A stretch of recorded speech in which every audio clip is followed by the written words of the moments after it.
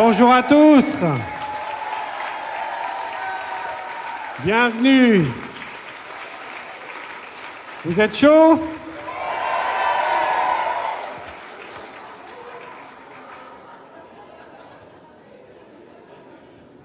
Merci à tous d'être ponctuels. Donc je vais commencer avec trois éléments, trois clés pour comprendre. Donc là, ma présentation, je vous disais hier, ce qui est important, c'est pas de croire, ce qui est important, c'est de comprendre.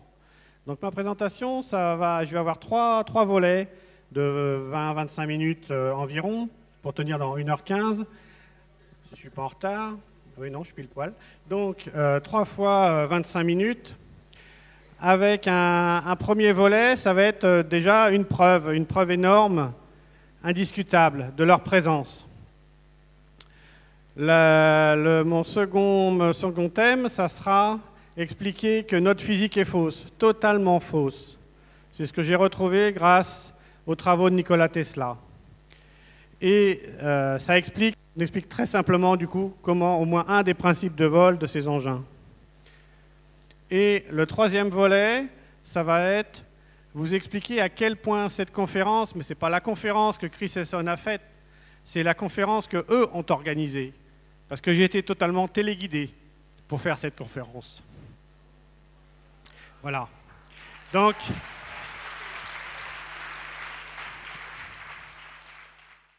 je vais commencer par ce premier dossier. C'est un dossier sur lequel j'ai découvert, ou j'ai travaillé en 2016. C'est un événement qui est arrivé en 2016. L'explosion d'une fusée, de la fusée SpaceX sur le pas de tir, 1er septembre 2016, où là, un mystérieux engin est apparu. Ah oui, alors c'est moi qui ai le...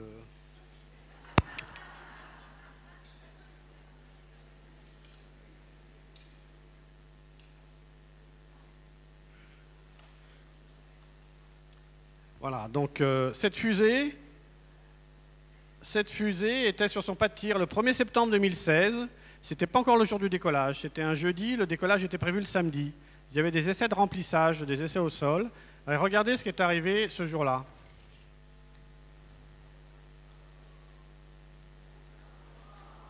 Et écoutez aussi, on va voir que le son est décalé de 12 secondes.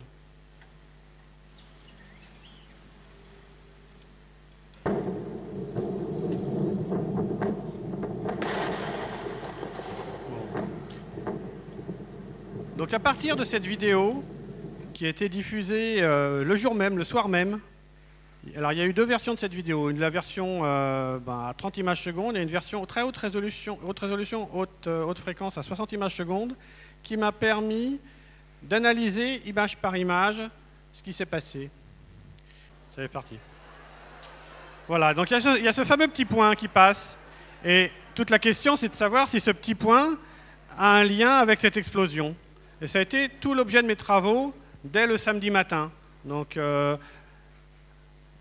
et vous allez voir ce qu'on arrive à faire dire à ces quelques images.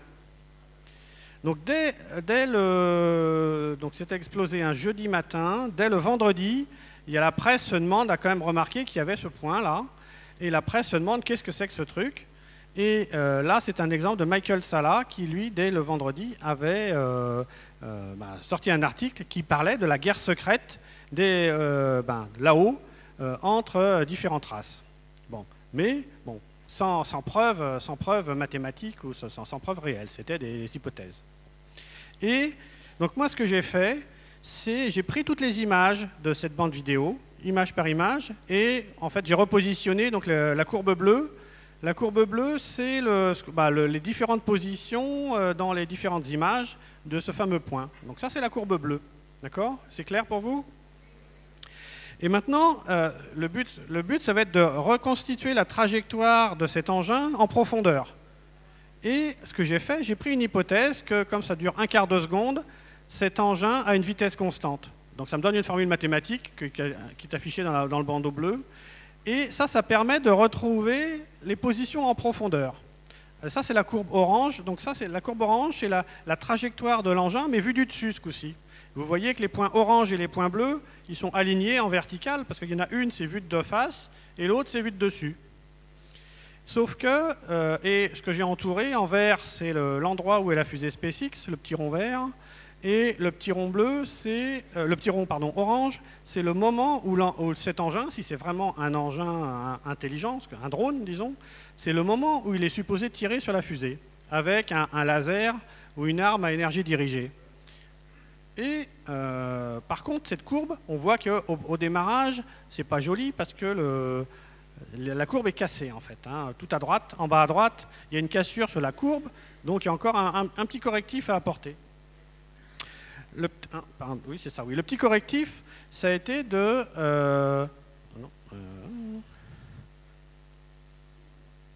non, pardon. Hop, hop, hop. Oui, j'ai apporté un petit correctif où j'ai rajouté une vitesse initiale en profondeur. Donc l'objet n'allait pas exactement de droite à gauche, mais il avait déjà une vitesse en profondeur. Donc j'ai trouvé que pour que cette courbe soit bien, ne présente pas de cassure, ça nous donne la vitesse en profondeur dans 150 mètres par seconde. Mais après, donc ça maintenant c'est la courbe bleue, c'est la nouvelle trajectoire où là on voit qu'il n'y a pas de cassure à droite. Et on fait toujours apparaître la position de la fusée et la position de l'engin au moment où il explose en gris clair là, sur cette courbe. Bon. Et la courbe rouge maintenant, ça va être la distance de l'engin à la fusée. La courbe rouge ou orange, est-ce que vous la voyez, ou jaune, ça va être donc la distance de l'engin pour chaque point en correspondance. Bon, donc là, on voit que cette distance, donc là on a la trajectoire de l'objet. Oui, donc la fusée est ici. Oui, alors moi je vois mieux sur l'écran de contrôle que sur l'écran ici. Et en fait, c'est ici que l'objet est supposé tirer. Bon, mais cet objet, en fait, alors là il y a il faut savoir que cet engin, si c'est une arme à énergie dirigée, là il est en train de prendre un virage, il passe à toute vitesse en plus avec un virage. Les accélérations que j'ai calculées sont entre 80 G et 400 G. L'engin, ici il se prend une accélération de 350 G en entrée. Quand il est ici, il a 350 G d'accélération en virage, parce que c'est un virage très serré à très haute vitesse. Quand il est par ici, il a 80 G d'accélération en virage. Et quand il ressort, il est à 400 G ici, parce que le virage est plus serré. Et par contre, un engin qui veut tirer avec une arme à énergie dirigée, s'il tire de travers, s'il prend un virage et puis il veut tirer quelque chose qui est en face de lui, il faut que la cible soit exactement alignée avec son rayon de courbure derrière lui. Sinon, le rayon va être dévié et il va tirer, il ne va pas pouvoir viser la cible.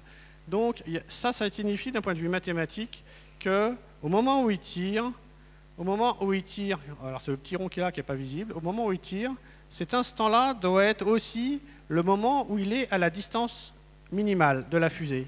C'est la condition obligatoire pour tirer juste l'objet devant lui. Alors, ceux qui sont allés jouer à Disneyland, l'attraction Buzz l'éclair, on comprend très vite quand on est dans les petits wagonnets que le meilleur moment pour tirer, c'est effectivement quand on est au plus près d'une cible. Donc c'est exactement ça. Et donc là, maintenant, ce que j'ai fait pour ajuster encore, faire un deuxième correctif, il va falloir repousser cette courbe ici, parce que dans cette courbe ici, j'ai fait une première correction qui était juste la vitesse initiale, qui était donc au tout début, alors on avait une vitesse 0, on supposait que l'objet allait comme ça, mais en fait, donc, il va déjà vers l'arrière, vers le fond. Donc ça, c'était la première correction. La deuxième correction, ça va être de repousser un petit peu, d'éloigner un petit peu cette courbe, parce que là, pour l'instant, il est à la même distance que la fusée par rapport à la caméra. Donc là on suppose que la distance, il a la même profondeur. Là, il s'éloigne en profondeur.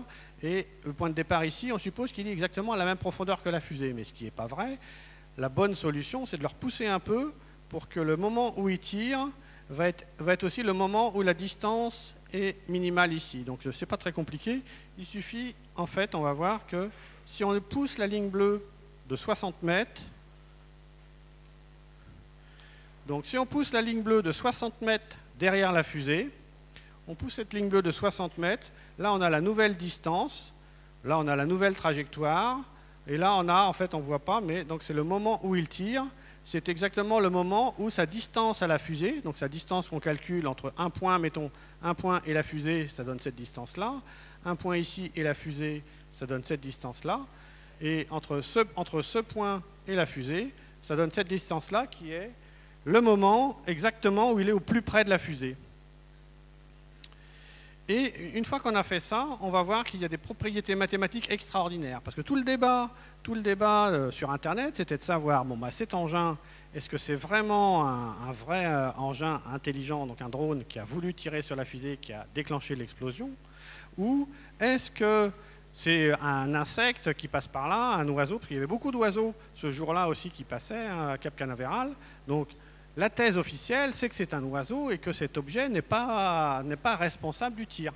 Ça, c'est la thèse officielle. Mais ce que j'ai trouvé, c'est que les propriétés mathématiques sont extraordinaires. Les propriétés mathématiques données par cette suite de 16 points font qu'aucun oiseau peut avoir une trajectoire avec de telles propriétés mathématiques. Et donc, alors là, cette courbe-là, donc là maintenant, en fait, on fait comme si on est à la place de la fusée, puis on va tourner de la tête de 27 degrés vers la droite. Parce que comme on était avant, la courbe, elle était un peu de travers. Pardon, c'est l'autre. La courbe bleue là, elle est un peu de travers. Donc on fait comme si on est à la place de la fusée et on regarde dans cette direction-là. Du coup, la courbe bleue va devenir symétrique. Donc c'est ça maintenant qu'on va voir. Donc maintenant, ici, c'est la nouvelle courbe bleue quand on a tourné la tête de 27 degrés vers la fusée. Et ça, c'est la courbe, maintenant, ce que je calcule, c'est la courbe des accélérations. Je vous disais tout à l'heure, c'est la même chose, c'est les accélérations ou aussi la vitesse angulaire. Là, c'est la vitesse à laquelle l'engin tourne, c'est la vitesse à laquelle l'engin prend son virage, donc en radians par seconde. Et là, il prend un virage très très serré, c'est pour ça qu'il a 350 G.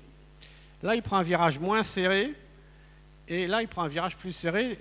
Donc ça, c'est la vitesse à laquelle il tourne. Donc là, il tourne très vite, là, il tourne moins vite, là, il tourne très vite. Et en fait, ici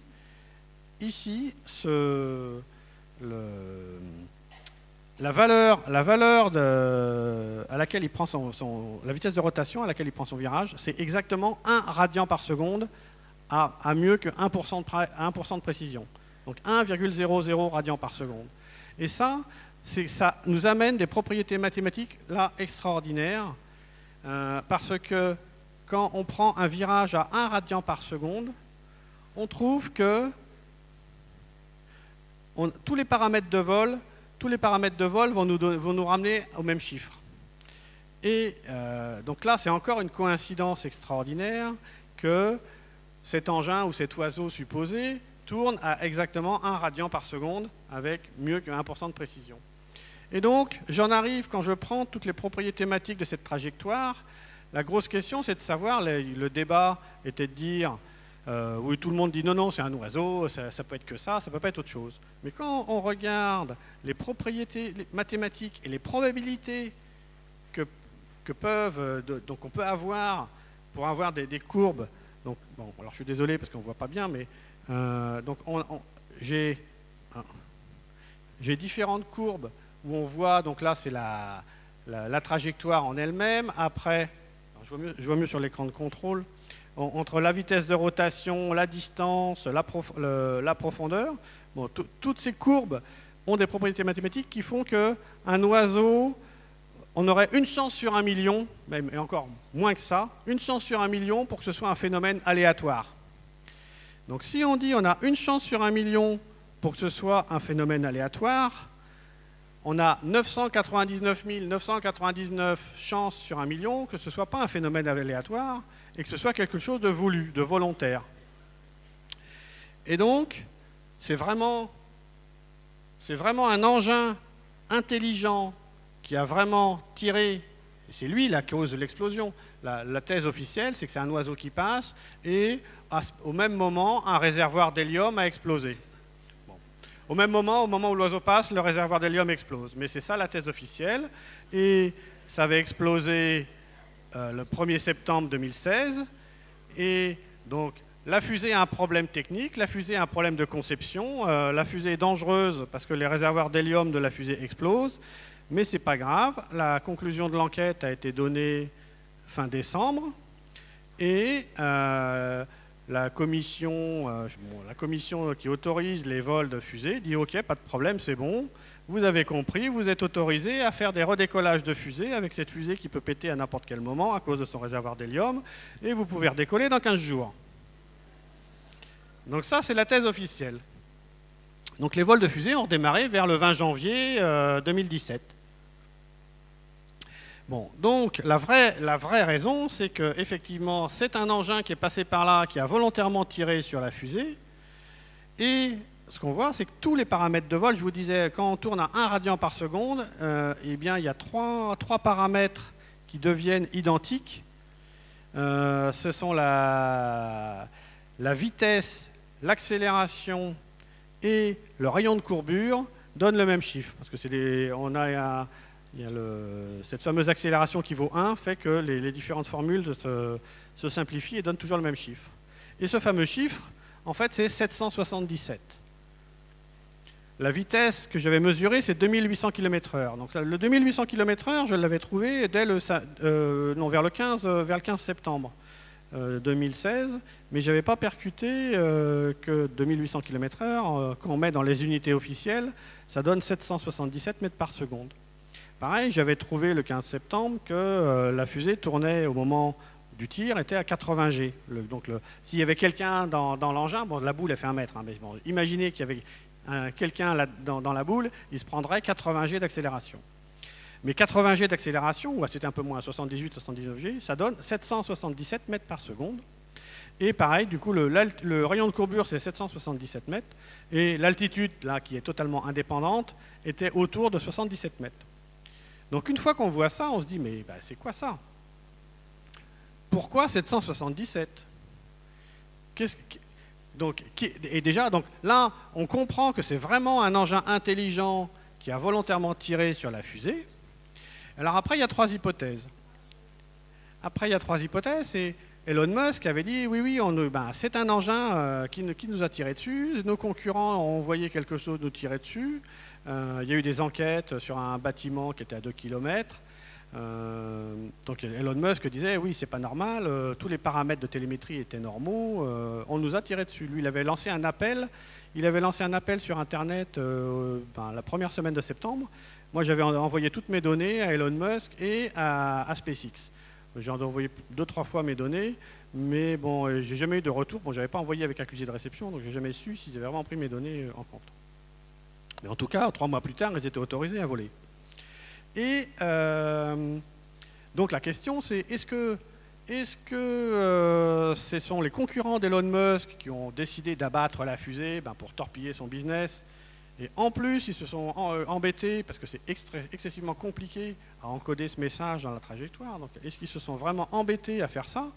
Une fois qu'ils ont abattu la fusée, à mon avis, ils seraient déjà contents que ça a marché. Bon, donc pour moi, ça ne paraissait pas raisonnable que ce soit des concurrents d'Elon Musk qui abattent la fusée, en envoyant le message. Deuxième hypothèse, dans ce cas-là, vu les paramètres quand même, c'est un engin qui vole à 2800 km/h au niveau du sol. Déjà, il n'y a pas beaucoup de drones. Je ne sais pas combien il va ton drone, Thierry, mais 66 70 70 km/h. Bon, mais ok, mais de toute façon, c'est pas un drone militaire. Bon. Et donc, pour moi, là, ça montre qu'il y a quand même... oui, il y avait aussi une preuve, dans l'image, mais là, on ne voit pas, il y a en fait l'engin est éclairé par le dessus au moment de l'explosion, alors qu'il devrait être éclairé de face. Et pour moi, c'était un effet des 80 G. Il y a une déformation de l'espace-temps autour de l'engin qui fait que le rayon qui devrait éclairer, le rayon lumineux de l'explosion de la fusée, l'engin est derrière, hein, donc à exactement 100 mètres. Ah oui, ça, j'ai pas dit. L'engin était exactement 100 mètres 00 de la fusée. Et il devrait être éclairé de face, mais il est éclairé par le dessus, parce que l'espace-temps autour de l'engin est déformé, et le rayon, du coup, de taper de face, il fait le tour et il retombe par-dessus. Bon. Et donc je me disais, c'est nécessairement un engin à antigravité, et là, du coup, c'est de la technologie extraterrestre. Alors même si On peut imaginer que les sociétés, l'armée américaine, ou au moins les fournisseurs de l'armée américaine ont ce genre d'engin. On verra ça avec les programmes spatiaux secrets. Mais pour moi, donc, c'était plutôt une intervention extraterrestre. Après, c'est de savoir, est-ce que c'est une race positive ou une race négative? Bon. Alors, j'avais expliqué ça. J'ai eu la grande chance d'être interviewé par Elena en février 2022, où j'expliquais mes découvertes à propos de la fusée SpaceX. Et j'explique tout ce que je vous ai expliqué là, en prenant un peu plus de temps. Et après, à la fin de l'interview avec Elena, je dis, mais toi qui as des relations là-haut, est-ce que tu ne peux pas leur poser la question? Parce que moi, je veux savoir si mes hypothèses sont bonnes. Et donc ça, c'était un jeudi. Donc je dis à Elena, tu ne pourrais pas poser la question? Et donc maintenant, je vais demander à Elena de venir sur scène pour nous expliquer la suite.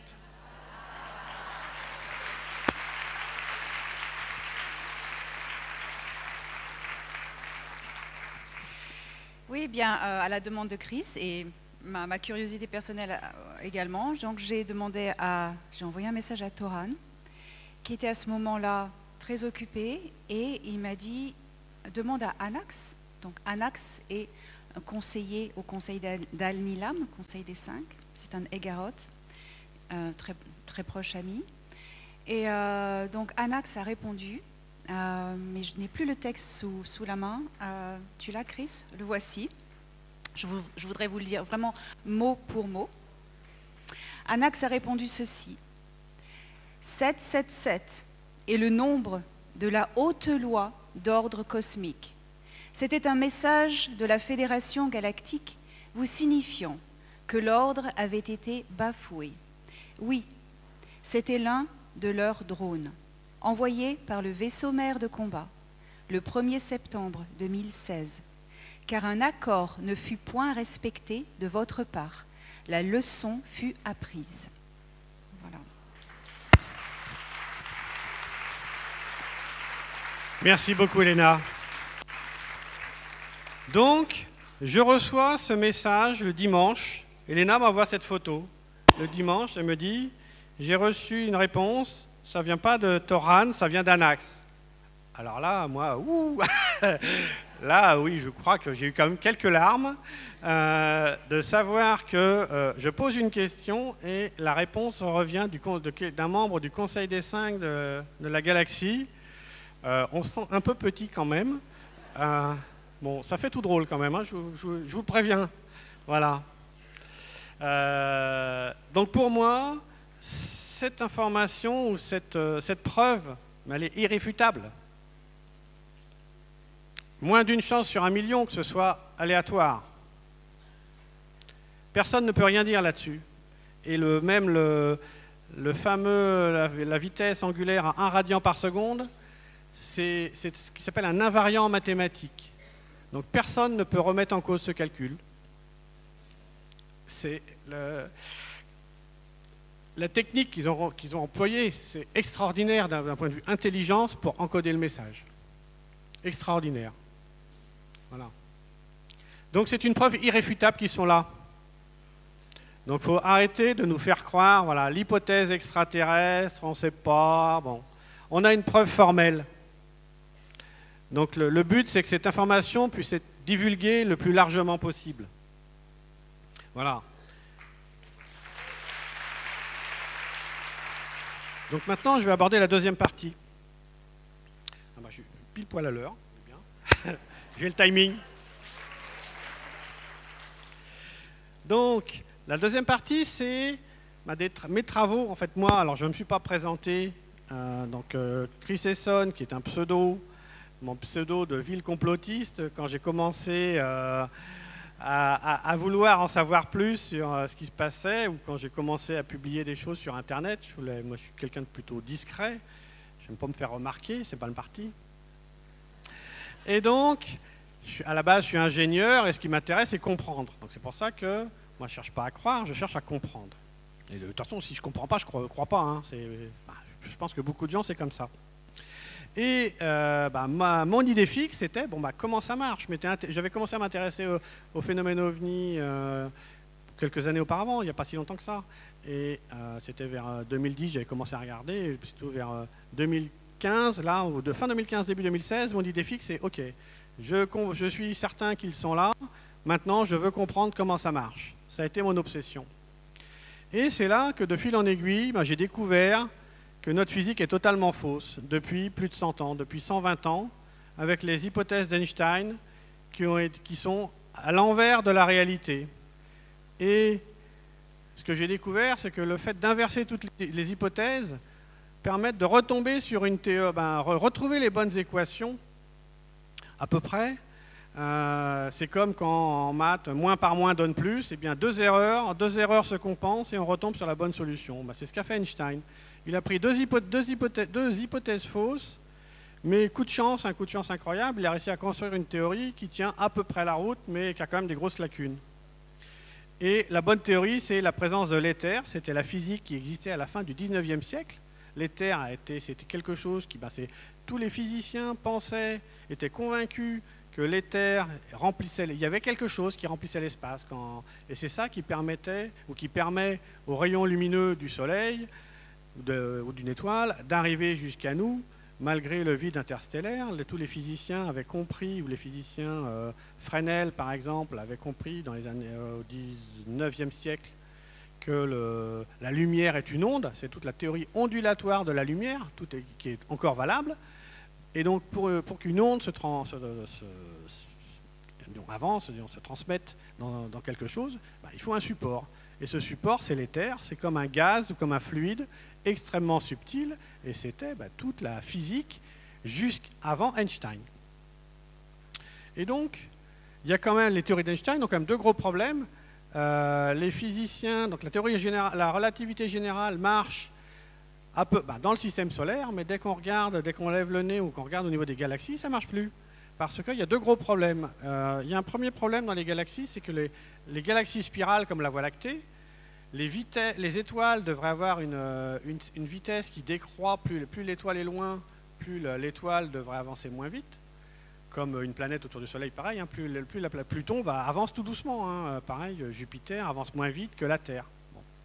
Et les étoiles doivent tourner. Ça, c'est selon la théorie actuelle. Sauf que la réalité, c'est que les étoiles tournent beaucoup trop vite.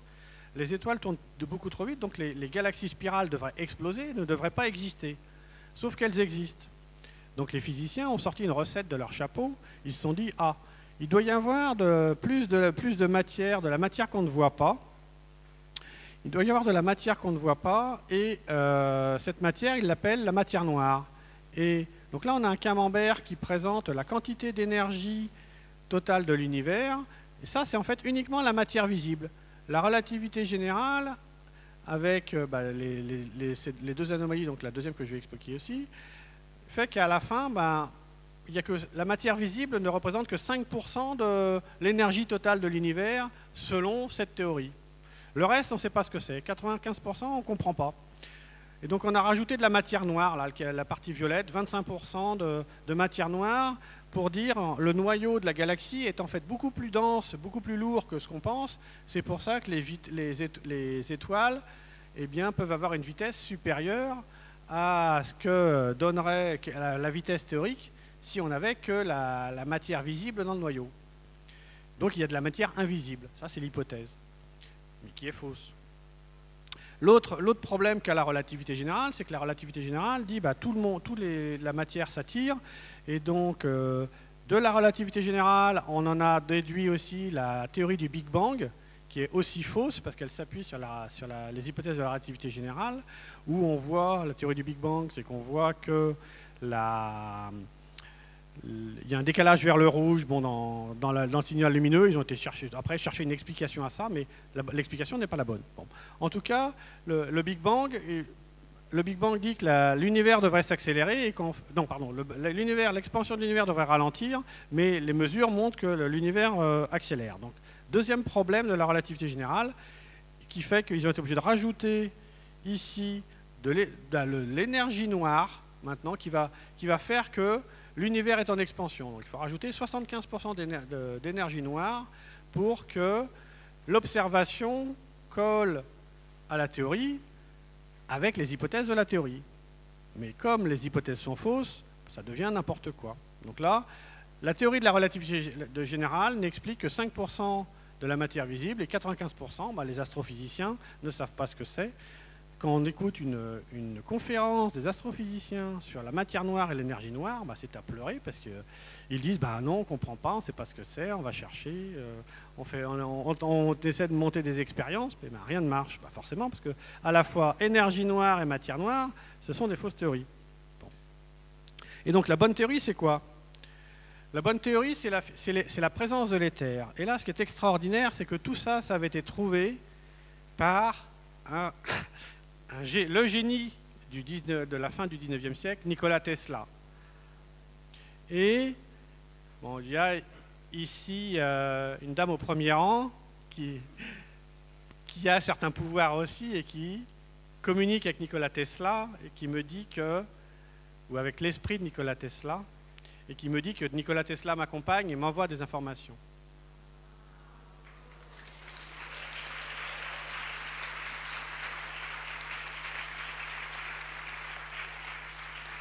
Et donc Nikola Tesla, tous ses travaux au début, il a travaillé sur les moteurs, c'est donc lui l'inventeur du courant alternatif, c'est grâce à lui que l'électrification des États-Unis a eu lieu, et après l'électrification de tous les pays du monde, avec du courant alternatif.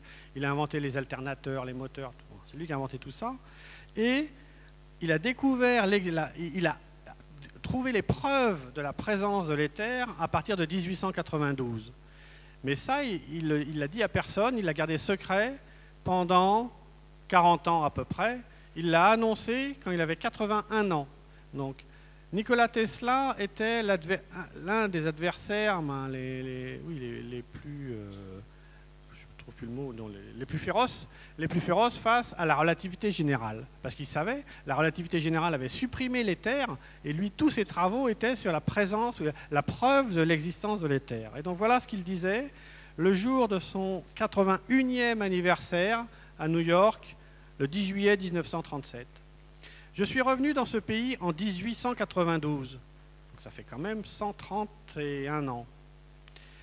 Désireux de me consacrer au sujet de prédilection de ma pensée, l'étude de l'univers. Au cours des 2 années de concentration intense qui ont suivi, j'ai eu la chance de faire 2 découvertes de grande portée. La première était une théorie dynamique de la gravité. Aujourd'hui, personne ne comprend ce que c'est la gravité. Nikola Tesla avait trouvé ça en 1892. Seule l'existence d'un champ de force peut rendre compte des déplacements des corps tels qu'observés. Et son hypothèse dispense de courbure de l'espace. Donc là, il attaque directement l'espace courbe d'Einstein. Toute littérature sur ce sujet est futile et destinée à l'oubli. La relativité générale est destinée à l'oubli. C'est ce qu'il dit. Ainsi sont toutes les tentatives d'expliquer le fonctionnement de l'univers sans reconnaître l'existence de l'éther et l'indispensable fonction qu'il joue dans ce phénomène. Donc là, il nous explique que sa théorie, qui s'appuie sur l'éther, explique totalement la gravité et que tout ce qui est basé sur la relativité générale est fausse. Ma seconde découverte fut une vérité physique de la plus grande importance. Alors pour moi, c'est la phrase la plus importante des citations de Nikola Tesla. Il n'y a pas d'énergie dans la matière autre que celle reçue de l'environnement. Alors quand j'ai lu ça, je me suis dit, qu'est-ce qu'il raconte? Qu'est-ce qu'il veut dire? Parce que moi, j'étais encore polarisé ou formaté avec les théories d'Einstein, E égale mc2. E égale mc2, et l'énergie est dans la matière, avec le coefficient vitesse de la lumière au carré. Mais donc matière et énergie sont équivalents. Toute l'énergie est dans la matière. Parce que Einstein dit, le vide est vide, il n'y a rien, le vide est totalement vide. Toute l'énergie est dans la matière. Donc l'énergie est uniquement dans la matière. Et là, Tesla nous dit, il n'y a pas d'énergie dans la matière autre que celle reçue de l'environnement. Là, il dit tout le contraire. Il dit, l'énergie vient de l'extérieur. Et donc là, je dis, comment c'est possible? Comment accepter ce qu'il raconte? Parce que, pareil, pour moi, je dis, comment on fait? Maintenant, c'est totalement incompatible avec la relativité générale. Je n'avais pas encore compris que la relativité générale était fausse. Et donc, alors là, je ne vais pas vous embêter avec les formules, mais ça, c'est ce que j'ai retrouvé. Donc, j'ai retrouvé, en fait, quelles sont les formules qui se cachent derrière ce que raconte Tesla. Ah, bon, c'est un peu coupé les formules, mais bon, c'est pas... Ouais. Bon. Et donc, en fait, donc là, ici, que présente l'image? Cette image, ça représente... Raté. Cette image, ça représente une planète. Et on a l'habitude de voir un espace courbe sous la planète. Ça, c'est ce que nous dit la relativité générale. On dit l'espace est courbé, mais on ne sait pas expliquer pourquoi. Et la gravitation, bah, c'est la pente qui nous fait tomber vers la planète. Bon. En fait, ce que représente, ce qu'on voit ici, cet espace, en fait, c'est de la pression. C'est une courbe de pression. C'est une courbe de pression, et ce qu'on voit, c'est que la pression chute comme si la planète ici, la matière, c'est un énorme aspirateur. C'est un énorme aspirateur à éther, et ça crée une dépression. Et c'est pour ça que Tesla disait il n'y a pas d'énergie dans la matière autre que celle reçue de l'environnement, c'est que l'éther se fait aspirer. Et l'éther se fait aspirer et se transforme en matière, parce que la matière, c'est un vortex.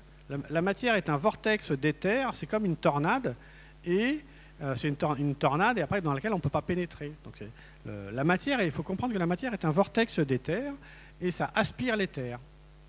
Et bon, après, il y a les quatre formules que je donne, que j'ai retrouvées, qui collent parfaitement avec ce que raconte Tesla.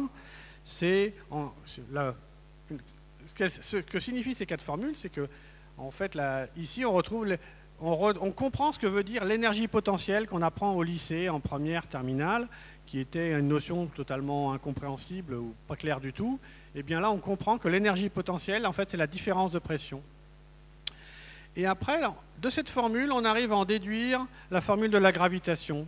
Et la formule de la gravitation, c'est tout bête, c'est juste l'équation du vent. L'équation du vent qu'utilisent les météorologues tous les jours. C'est juste ça, c'est l'équation du vent appliquée à l'éther. Et là, on retrouve la formule de Newton ici. Ça c'est l'équation du vent, et ça nous donne, c'est ce que Newton avait trouvé. Et donc, Einstein a complètement tort. En fait, la vitesse de la lumière n'est pas constante.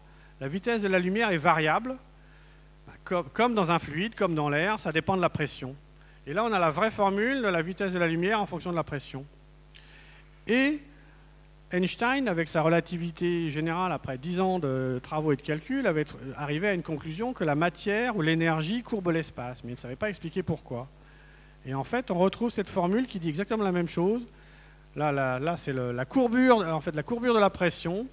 Là, on utilise la constante cosmologique d'Einstein, qui est la seule chose qu'il faut garder de la relativité générale. Et pour Einstein, c'était sa plus grande erreur, mais c'est tout ce que je conserve, moi. C'est la constante cosmologique d'Einstein.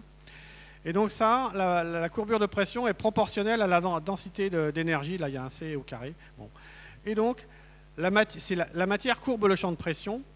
C'est exactement ce que dit cette formule. Et pour trouver cette formule, on part d'ici. Et il y a une seule ligne de calcul pour passer de là à là. Donc en 3 lignes de calcul, on remplace la relativité générale.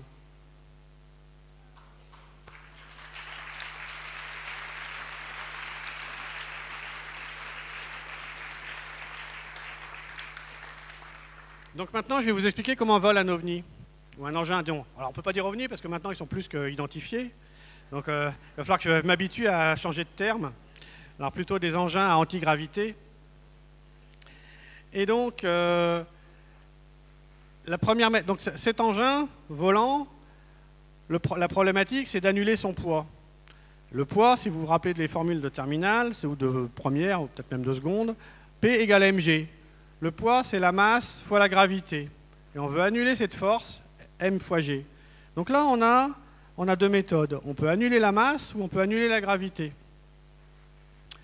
Et bien là, ce que fait l'engin par antigravité, sachant qu'il baigne, en fait, cet engin baigne dans ce fluide éther c'est comme un gaz, mais qui a une pression énorme. C'est gigantesque. C'est l'équivalent de 1 million de tonnes par millimètre cube. C'est gigantesque. Mais on ne le sent pas parce que c'est un fluide parfait. Donc il est indétectable et il ne présente aucun frottement.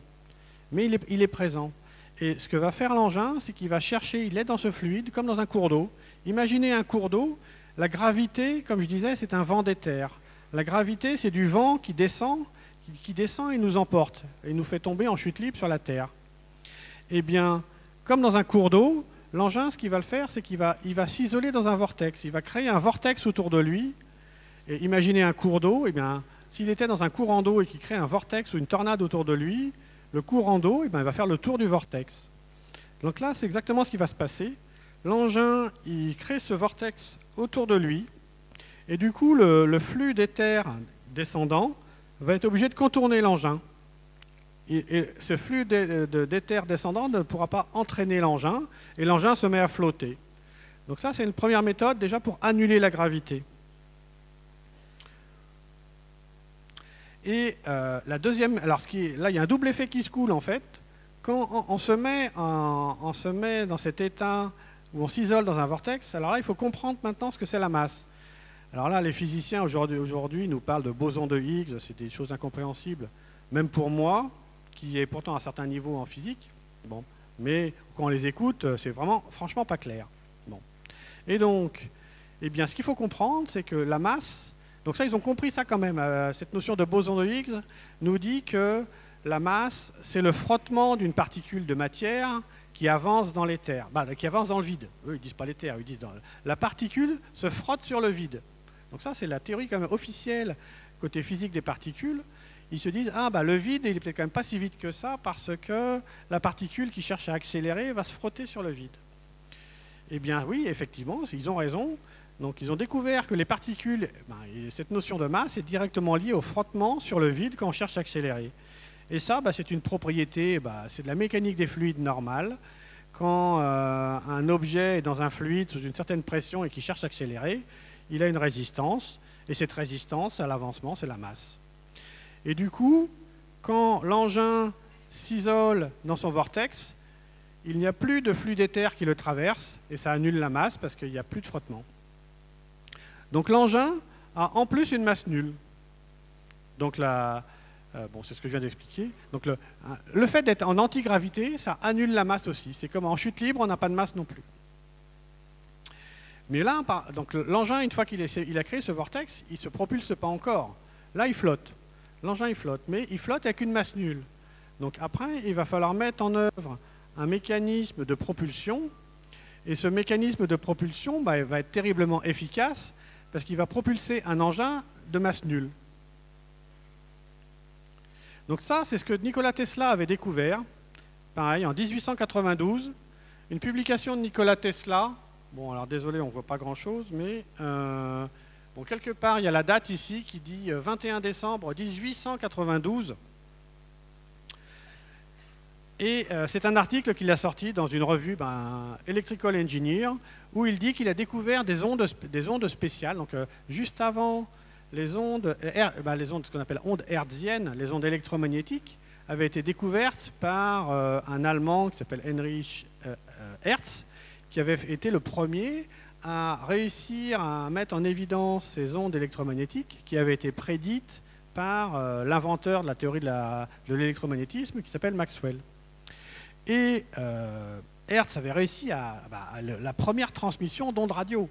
C'est ça qu'a réussi Hertz. Et Nikola Tesla cherchait aussi à refaire la même chose dans son labo. Sauf que lui, il s'y prenait pas pareil. Et il n'arrivait pas à reconduire ou à refaire les résultats, les expériences de Hertz, sauf qu'il est tombé sur un autre type d'onde que lui seul a été capable de mettre en évidence et que la science officielle ne reconnaît pas aujourd'hui. Donc ces ondes ne sont pas censées exister dans la théorie actuelle et officiellement. Donc c'est ce qu'on appelle les ondes on appelle ça des ondes scalaires, mais le vrai terme, ce sont des ondes longitudinales. Les ondes longitudinales, c'est comme des ondes sonores. C'est comme si c'était des ondes sonores, des ondes de compression. Ce sont des ondes de compression dans l'éther. Et donc Nikola Tesla avait découvert ça en jouant avec ces fameuses bobines de Tesla. On peut se demander pourquoi Tesla, qu'est-ce qu'il faisait pendant des années à chercher. Donc les bobines de Tesla, il cherchait à atteindre des millions de volts. Il voulait même atteindre 100 millions de volts. Mais sauf que lui, il fait varier ça 1 million de fois par seconde. Donc c'est quand même un peu violent. Et on peut se demander, mais bon, qu'est-ce qu'il a comme idée fixe à vouloir atteindre des très hautes tensions et des très hautes fréquences? Mais c'était pour créer ce phénomène d'antigravité qu'il avait découvert. et donc pour caractériser les propriétés de l'éther. Et là, c'est ça que fait Tesla. Il applique là, c'est, mettons son signal, la tension en sortie de son générateur, où là, il a des impulsions très très fortes. Là, il monte à plusieurs millions de volts, et puis après, ça redescend, et il envoie ce signal. Et l'antigravité, il y a une force qui apparaît, donc ces ondes de compression vont apparaître, et comme l'éther, la gravité, c'est lié à une chute de pression. Bon, là, si on crée une surpression, c'est pareil, on va créer là une force qui pousse, plutôt qu'une force qui nous attire. Donc c'est ça que faisait Tesla. Et ce sont donc des... Alors, comment je peux faire ça?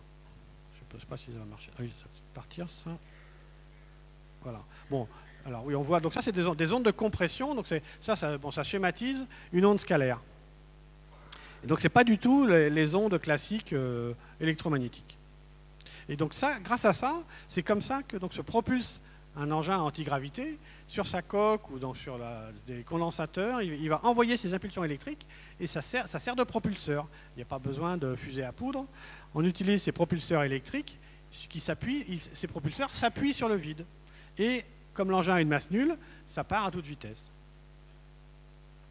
Donc c'est comme ça que se propulse l'OVNI. D'abord, il s'isole du champ de gravité, ça annule aussi la masse, il flotte. Et une fois qu'il flotte, il va créer ses impulsions. C'est comme un surfeur qui crée sa vague et il surfe sur sa vague. Donc il se crée sa vague et il se déplace comme ça sur sa vague. C'est exactement ça. Donc l'OVNI utilise pour compenser ce fameux poids P égale mg. En théorie, une seule technique aurait suffi, sauf que l'OVNI utilise 3 techniques à la fois. Annulation de la gravité, annulation de la masse et propulsion par électrogravité. Voilà.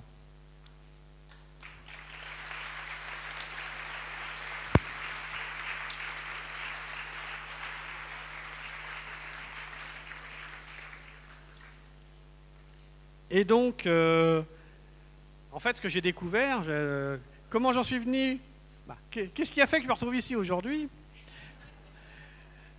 Quand ce livre extraordinaire est sorti, et on l'attend avec beaucoup d'impatience en version française, We Will Never Let You Down. Alors, est-ce que tu veux dire le prochain titre du livre en français? Oui, alors ce livre est en cours de traduction. Il est traduit, il est en cours de formatage actuellement. Il sera publié au plus tard en septembre. Voilà. Et par les éditions Be Light, les mêmes éditions que David Rousseau. Et le titre sera « Nous serons toujours là ». Voilà.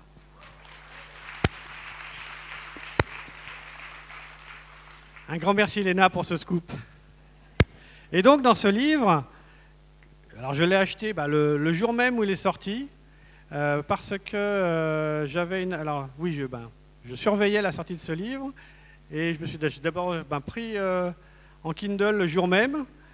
J'avais une interview avec Nuria TV une semaine après, donc j'ai eu le temps de le lire 2 fois dans la semaine, tellement il y avait d'informations. Et donc tout à la fin, il y a un chapitre technique extraordinaire qui explique ce que Toran, qui indique ce que Toran a donné comme information à Elena sur les modes de propulsion de ces engins. Et ce qui est génial, c'est que les phrases ou les informations que donne Toran, qui sont des informations textuelles, il ne donne pas des formules mathématiques, mais il explique, et Elena retranscrit avec ses mots comment ça marche, eh bien, c'est exactement ce que moi je raconte par ces équations. Et donc là, j'ai vu que...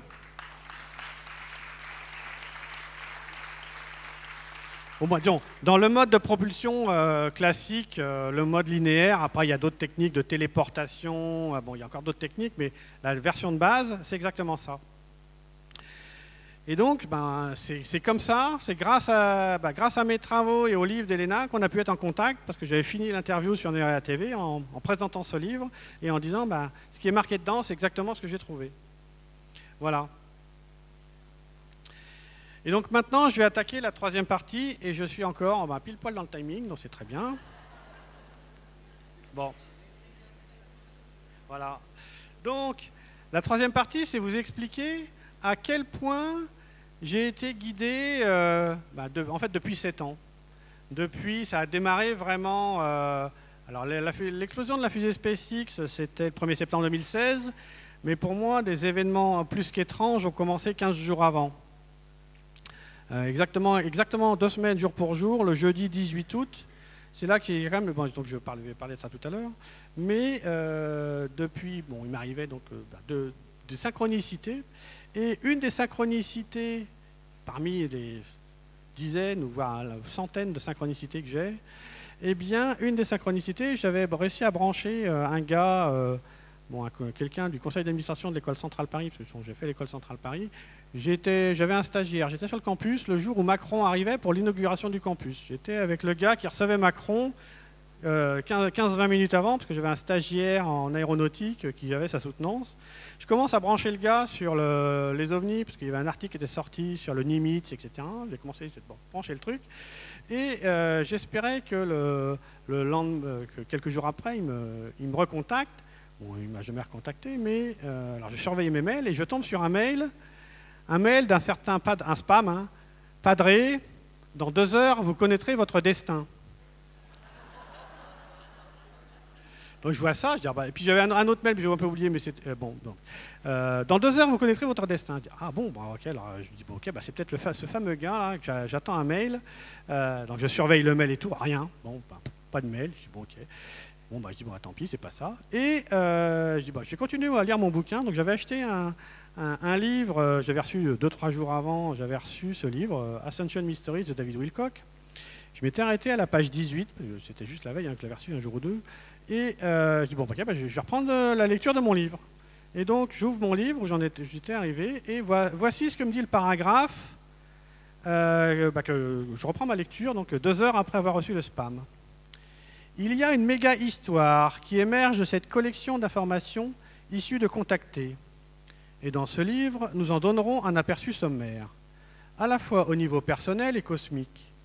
Pour commencer, nous découvrons qu'il y a de bons IT et de mauvais IT, et qu'ils se font la guerre dans notre système solaire depuis des centaines de milliers d'années. Les 2 types d'IT entrent en contact direct avec certaines personnes sur Terre, qui sont réceptives aux messages qu'ils ont à partager. Les IT négatifs ont tendance à contacter ceux qui ont déjà beaucoup d'argent et de pouvoir, et leur donneront des outils pour renforcer leur contrôle. Les IT positifs sont beaucoup plus aptes à contacter des personnes privées qui sont jugées sur la qualité et la vertu de leur caractère, leur pardon, leur acceptation, leur patience et leur amour. Votre vie est remplie de coïncidences de plus en plus bizarres. Vous soupçonnez quelque chose, mais vous n'en êtes pas sûr. Donc voilà.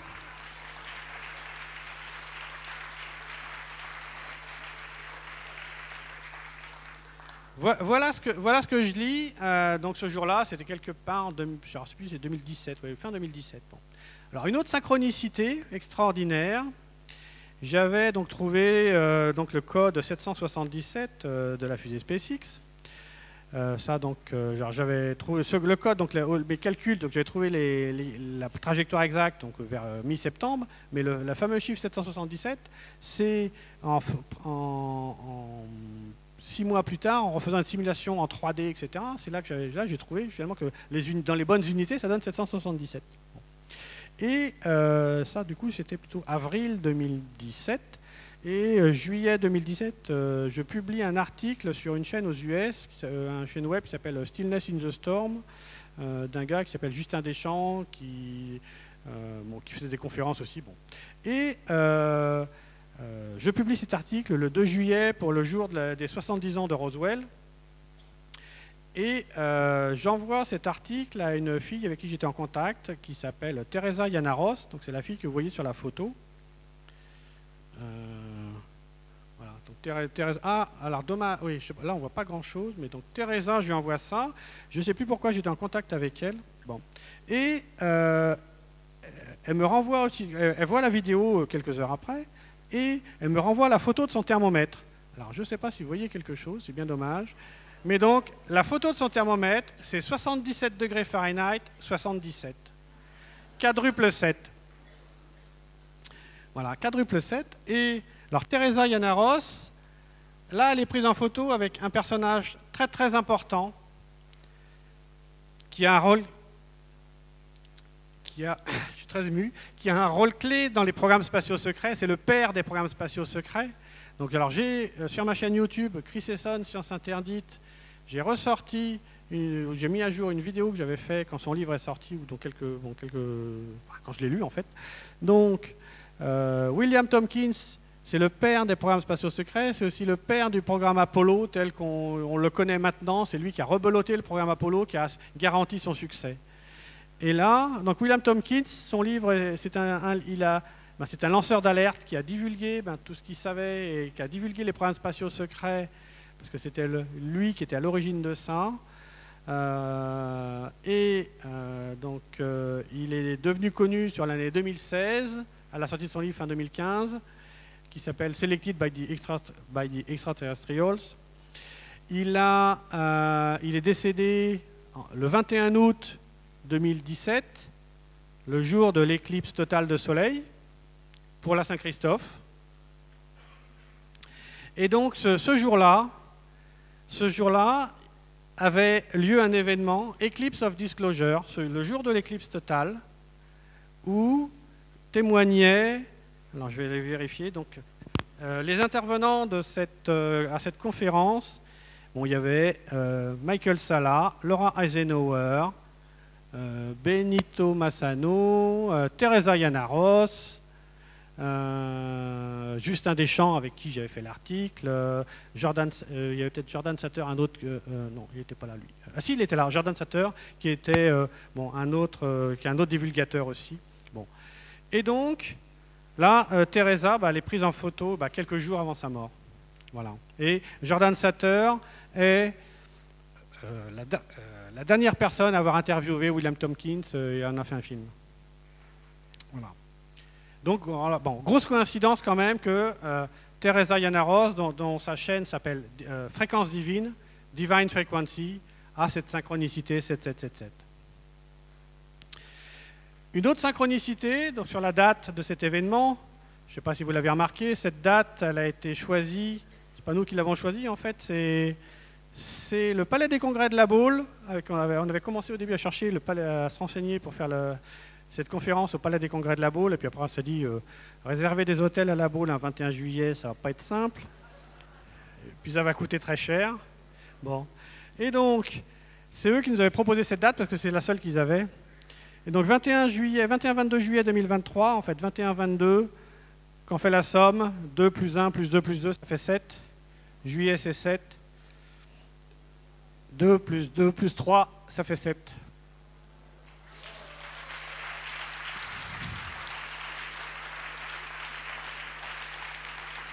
C'est pour ta date, c'est 7 juillet 69. 7 juillet 69, toi. Toi, c'est 7 juillet 69. Oui. Et pareil, Jean-Charles, sa date de naissance, 7 juillet 1969. Donc on fait les sommes, 7, 7, 7, 7.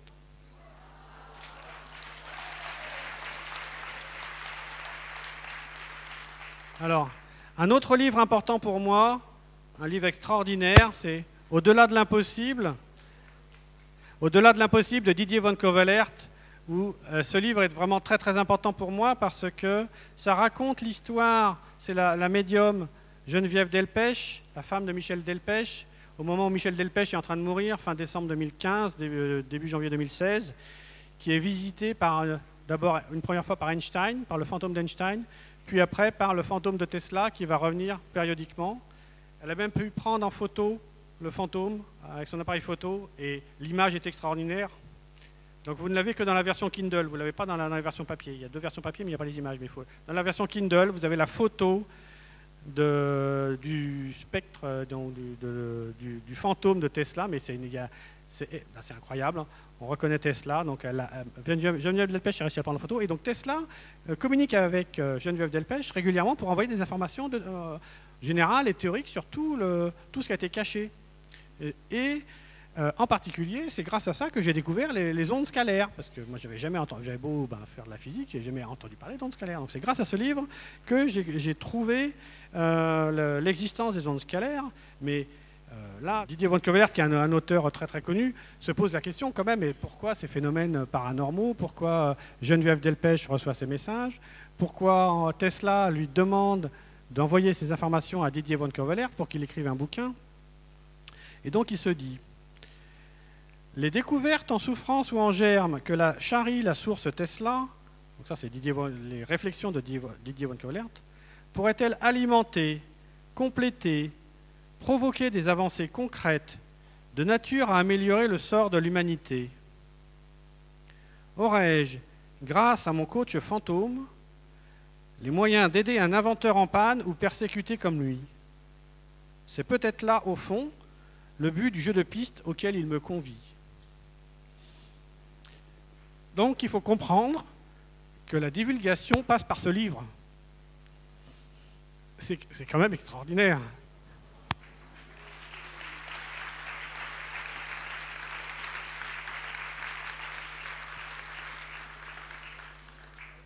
Et là, donc, un autre événement incroyable. Donc, je disais, ça a commencé pour moi les choses bizarres en août 2016. En août 2016, 15 jours avant la fusée SpaceX, là, j'étais en vacances à Pornichet. Parce que bon, je suis né à La Baule, Pornichet. Et donc, le 18 août, là, ma femme et mon fils, il faisait super beau jusque ce jour-là. Ça faisait 3 semaines qu'il faisait super beau. Et puis là, noir, lugubre. Ma femme et mon fils veulent aller se promener sur la balade, là, le chemin des douaniers qui longe la mer. Mais il faisait tellement lugubre que moi, je dis non, j'y vais pas, allez-y. Bon.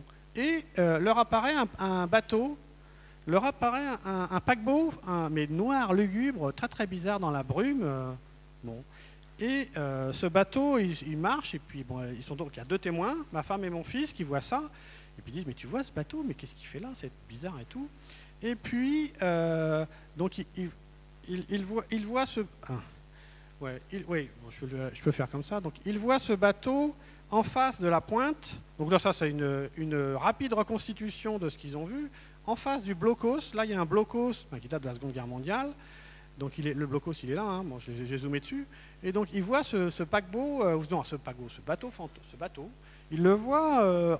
là, en face, le blocos. Et puis, tout d'un coup, il marche encore, et puis d'un coup, le bateau disparaît. Donc, il s'était dit que le bateau était passé derrière, mais il ne comprenait pas qu'est-ce que faisait ce bateau-là. Et quand ils avancent jusqu'au blocos, le bateau, il a disparu. Ils se disent, qu'est-ce que c'est que ce truc?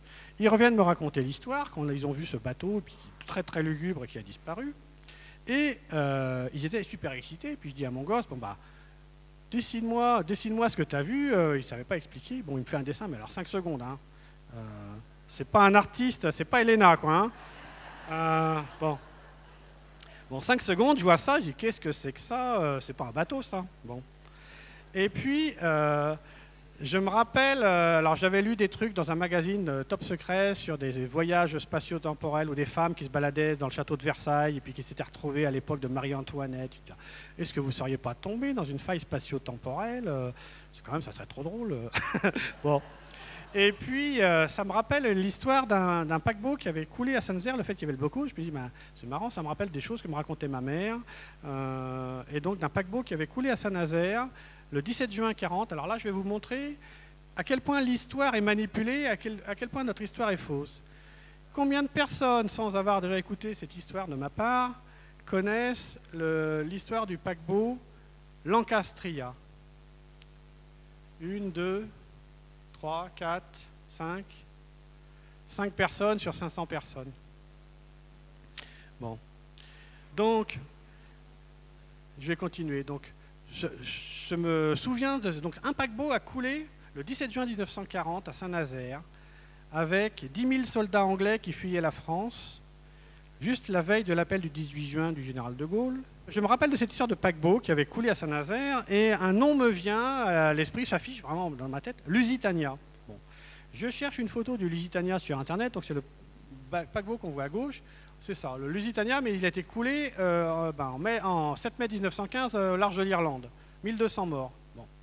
Et Je montre ça à ma femme, elle me dit non, non, c'est pas ça qu'on a vu. Bon, alors je cherche, paquebot coulé Saint-Nazaire, ça me montre sur Internet et ça me dit Lancastria. Donc je trouve une photo. Alors oui, le truc c'est un peu décalé à droite, à gauche, mais bon, donc je montre cette photo du paquebot et ma femme me dit oui, c'est ça qu'on a vu. Alors là, là, les poils se dressent sur les bras. Je dis qu'est-ce que c'est que cette histoire? Oui, oui, c'est ça qu'on a vu. Alors bon, j'étais pas encore par cette photo, c'était un peu cette photo-là que j'avais dû trouver, oui, parce que c'est celle qui m'a permis de reconstituer la photo là, ou faire la reconstitution. J'ai trouvé ça, mais bon, moi je voyais pas le rapport avec le dessin.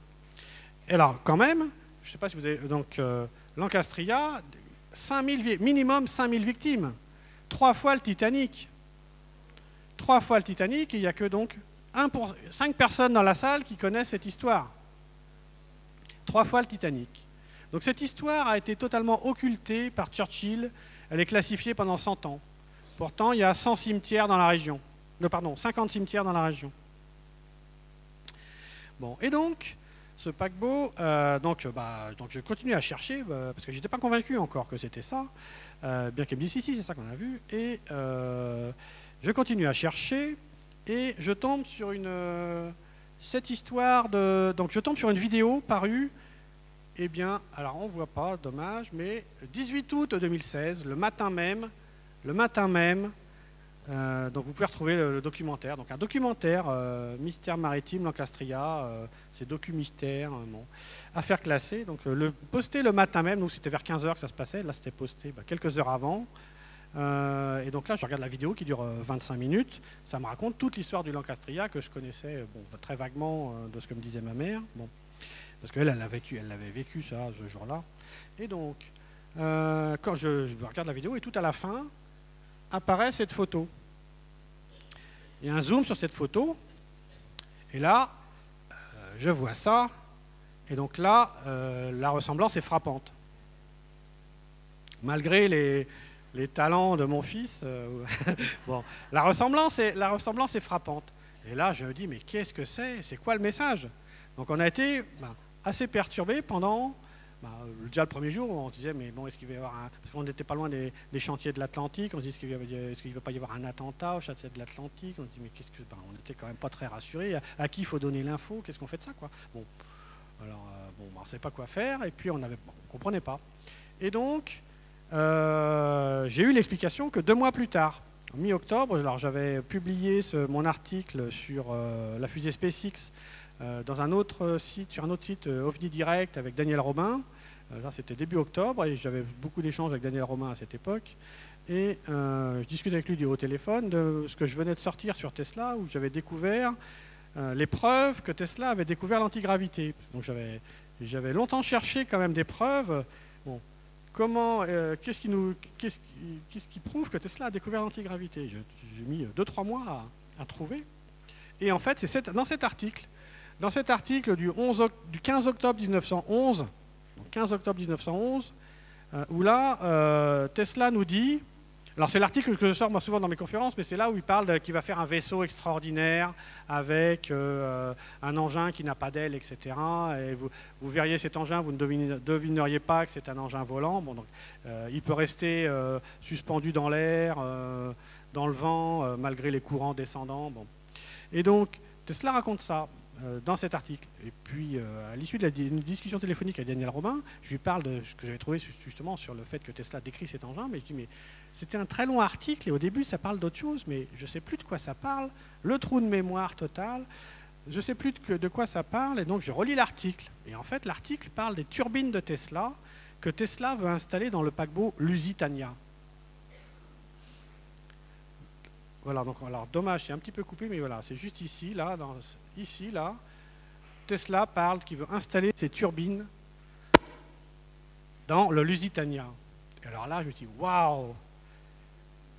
Et donc je venais de sortir l'article sur l'antigravité et Tesla, où je m'appuyais sur un engin qui s'appelle le Fluxliner, où j'avais compris ce principe au moins de propulsion par électrogravité. Je n'avais pas compris le coup de l'éther et du vortex, mais au moins la propulsion par électrogravité. Mais je n'avais pas compris encore le moteur à mercure qui est au centre. Et là, je me suis dit, mais bon, ok, là, il y en a là-haut, ils veulent que je bosse plus, parce que je considérais que j'avais fini. Hein. Moi, c'était bon. j'avais compris que Tesla avait trouvé l'antigravité, c'est bon, j'arrête, voilà, j'ai fait mon boulot. Ben non. Donc là, méchant rappel ou gros coup de pied aux fesses, tu vas bosser, voilà. Et donc c'est ça qui m'a dit bon bah ok, il faut que je bosse plus Tesla, quoi. Il n'y a pas à dire, faut que je creuse. Voilà. Et donc eh bien ça m'a amené. Alors quand j'ai lu aussi, donc je suis tombé à la même époque, Michael Salla avait sorti en 2015 ce premier livre. Oui, 2015, oui c'est ça, oui, 2015. Et puis celui-là, le livre de William Tompkins, là c'était vers août 2015, et là c'était décembre 2015. Quand j'ai lu ça, alors moi je l'ai acheté en 2016, et puis quand j'ai lu la première fois, je me suis dit, oh là là, là j'avais quand même du mal. Et donc il raconte toute l'histoire des programmes spatiaux secrets avec les nazis, la Dark Fleet, tout ce que maintenant Elena nous enseigne, nous explique. Et Michael Salla explique tout ça dans ce livre, et avec un autre informateur, Corey Goode, qui était au début un informateur important, puis après il a changé d'avis, ou il a renié sa parole. Bon. Et donc, mais moi quand j'ai lu ça, j'avais pas encore compris l'antigravité, donc au début j'avais commencé à lire, et puis donc, là trop c'est trop, le gars qui recule 20 ans en arrière, qui part dans l'espace, qui vit 20 ans, qui revient, non là, ça passait pas, trop c'est trop, quoi. Bon. Donc j'avais arrêté de le lire, le bouquin. J'avais commencé, et puis donc non, là je peux pas. Bon. Et donc après, William Tompkins, je lis ça. Je lis ce livre, et là, ça c'est le tome 2 de Michael Salla, qui reprend toutes les informations de William Tompkins en allant chercher après des corroborations, en indiquant plein de liens, etc. Donc de toute façon, ces deux livres sont extraordinaires. Oui, les deux, mais donc ils sont sur les mêmes informations. Et donc là, on voit William Tompkins était interviewé aussi, donc juste avant sa mort. Là, c'est par l'équipe du projet Camelot. Alors oui, justement, j'avais commencé à dire que j'ai une chaîne YouTube, Chris Esson, Science Interdite. Ça, en fait, c'est ma deuxième chaîne YouTube, parce que la première chaîne YouTube avait été interdite. Ça s'appelait Chris Esson, Connaissance Interdite. Donc là, je disais vraiment des trucs qu'il ne fallait pas dire. Donc cette chaîne-là a été interdite, parce que je parlais beaucoup de politique américaine et ce qui se passait de l'État profond, côté Trump et tout. Bon, tout ça, c'était interdit. Et donc j'ai recréé une chaîne Science Interdite. Là, je parle que de science, en espérant qu'ils ne vont pas me faire taire. Et donc sur cette chaîne, il y a une partie des vidéos que j'avais à l'époque. Alors toute la chaîne d'origine se retrouve sur Odyssée. Là, vous avez toutes les vidéos. Donc là, j'ai sorti mes 4 dernières vidéos sont, moi je les considère très très importantes pour comprendre justement ces programmes spatiaux secrets. Donc la 4e, en partant de la fin, elle est sur Ralph Ring et l'Otiscar, qui est l'engin l'OTCX-5 est un engin, une soucoupe qu'a développé un Américain qui s'appelle Otiscar, qui travaillait avec Tesla dans les années 20. Il a eu les enseignements de Tesla, il a créé une soucoupe à partir des idées de Tesla. Donc il y a une vidéo là-dessus, c'est donc la 4e en partant de la fin. J'ai une autre vidéo qui explique toute la genèse des programmes spatiaux secrets, parce que là maintenant on va aborder donc les témoignages de David, de Jean-Charles et de Mélanie. Et c'est pareil, quand ils racontent leurs témoignages, je me dis mais oui, mais comment on a les preuves que ces programmes spatiaux secrets existent? Comment ils ont fait pour les créer? On n'en a jamais entendu parler. Bon. Et donc, j'ai fait une vidéo qui est très très importante. Oui, j'ai fait une vidéo très importante qui est sur la genèse des programmes spatiaux secrets. Et donc, il raconte comment ils ont été mis en place grâce à un événement qui s'appelle la bataille de Los Angeles, où était directement impliqué William Tompkins, et après il a été impliqué dans la mise en place de ces programmes spatiaux secrets. Voilà. Et une autre vidéo sur la physique. Et, voilà. Donc les 4 vidéos, si vous pouvez, jetez un œil. Chris Esson, Science Interdite. Voilà. Donc pour moi, c'est grâce en fait à cette vidéo sur la genèse des programmes spatiaux secrets qu'on va pouvoir accepter ce que nous racontent David, Jean-Charles et Mélanie. Parce que là, on sait comment ils ont fait pour créer ces programmes spatiaux secrets et les mettre en place. Donc là, après, je vais pouvoir Là, c'est l'heure de la pause, normalement, ensuite. Voilà. Mais donc, cette vidéo sur les programmes spatiaux secrets, elle est indispensable pour comprendre et réussir à accepter les témoignages extraordinaires qui vont venir. Parce qu'effectivement, si on n'a pas les clés pour comprendre, c'est normal de ne pas accepter, de ne pas croire sur parole ce que Jean-Charles, David ou Mélanie vont nous raconter. Parce qu'on est sur la dernière marche de l'incroyable. Donc oui, je comprends les gens qui ne veulent pas croire. Donc regardez la vidéo sur la genèse des programmes spatiaux secrets. Alors j'ai fait. Donc dans cette vidéo, il y a un lien qui donne le lien sur à la fois l'interview originale, en plus du livre, l'interview originale de William Tompkins et une interview que j'ai donnée sur la chaîne d'Elena. Merci Elena. Récemment en juin sur ces programmes spatiaux secrets. Donc vous avez les liens dans cette vidéo. Voilà. Donc on va pouvoir faire la pause. Donc voilà, merci beaucoup.